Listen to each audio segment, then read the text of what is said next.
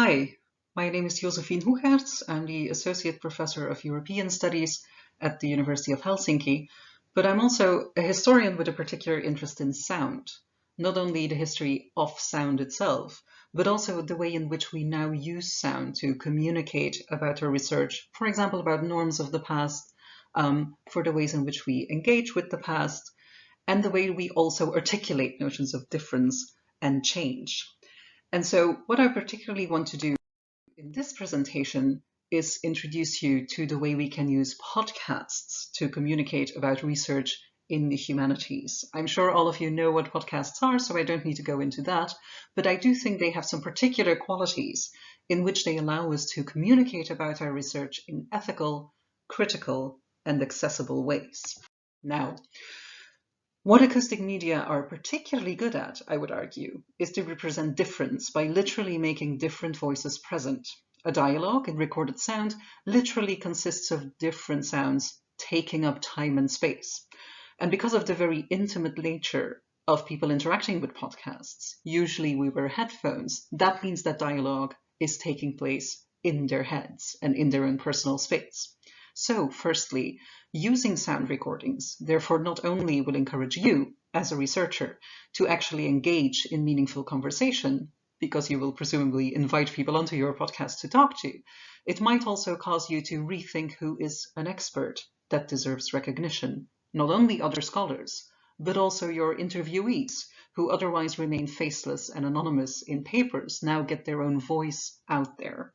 And thirdly, this will also bring home the polyphonic nature of research on heritage and the polyphonic nature of heritage and history itself. There is no room for aggregate voices in conversation. There is, however, a lot of room and a lot of space for radical difference.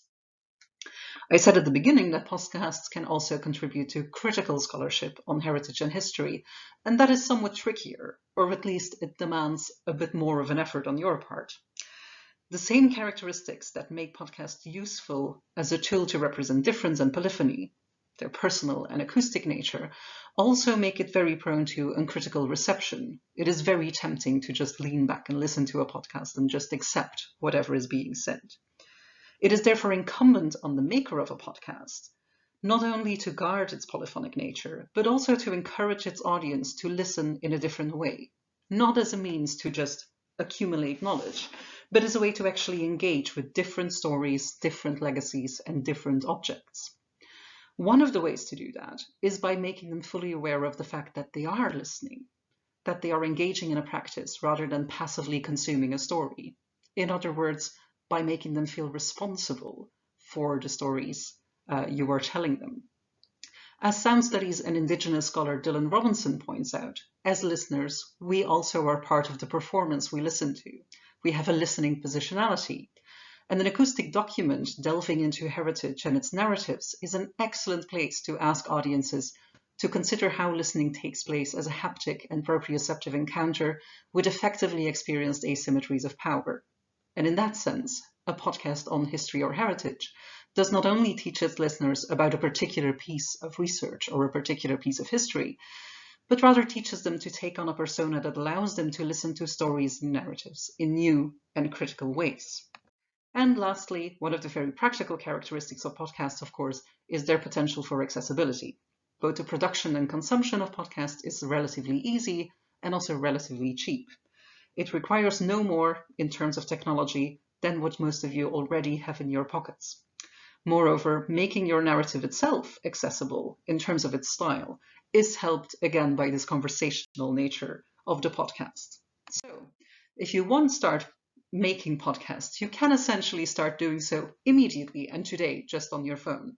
If you don't quite know how to start, you can use the very easy guide we put together at the University of Helsinki called Podcourse, and just figure out some different steps, and you can start communicating with your audiences in an ethical, critical, and accessible way.